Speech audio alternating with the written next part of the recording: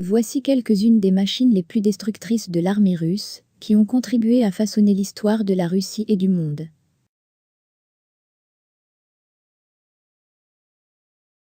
Le char le plus ancien en service est le T-72BM Oural.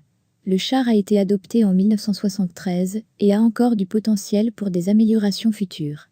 Il s'agit du char de deuxième génération le plus produit. Plus de 30 000 unités ont été construites à ce jour. De nombreuses modifications ont été réalisées pour les marchés tant russes qu'étrangers. Ce qui différencie le T-72BM des autres modèles de deuxième génération, c'est le système de protection dynamique intégré Contact 5, qui peut abattre les projectiles ennemis volant vers la machine. Le char dispose également d'un canon à âme lisse de 125 mm, qui lui permet de tirer des missiles guidés. Le moteur diesel multicarburant en V d'une capacité de 840 chemins permet au conducteur d'accélérer jusqu'à 60 km/h sur route et jusqu'à 35-45 km/h sur terrain accidenté. Actuellement, il y a environ 2000 T-72BM et B3 en service et 7000 de plus dans les entrepôts.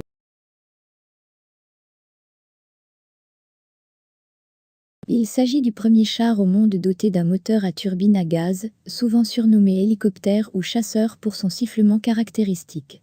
De l'essence ordinaire, du kérosène et du diesel peuvent être utilisés comme carburant.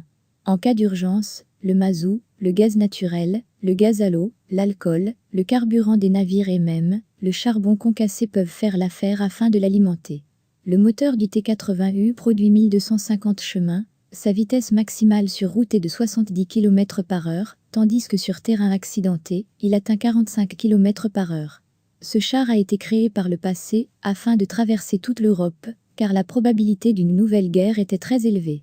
Et le moteur vous permettait de manger n'importe quoi et d'avancer constamment. Mais il avait aussi des inconvénients, la complexité technique de la réparation et la consommation de carburant. Le char ne pouvait être réparé qu'en usine, et la consommation était d'environ 8 litres par kilomètre. En comparaison, le T-72 diesel ne consomme que 2 à 4 litres par km.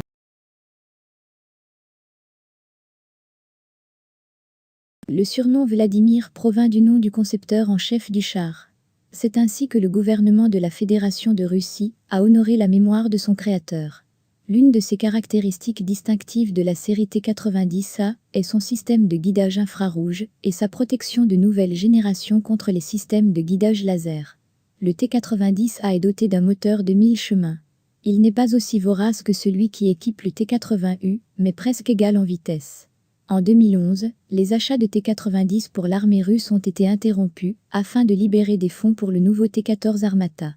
Pour cette raison, on a abandonné les modifications les plus récentes du T-90, qui dispose déjà d'une protection dynamique modulaire relique. Environ 400 T-90 sont actuellement en service, la plupart avec des modifications A. Il y en a en outre, environ 200 dans les entrepôts.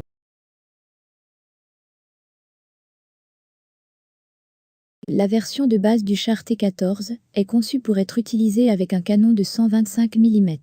Cependant, selon le fabricant d'armes, ce véhicule de combat peut également être fourni avec un canon de 152 mm. Le char T-14 est capable de tirer jusqu'à 10 coups par minute et peut toucher des cibles à une distance allant jusqu'à 7 km. À titre de comparaison, le char américain Abrams ne peut tirer que 3 coups par minute et a une portée de 4600 mètres seulement.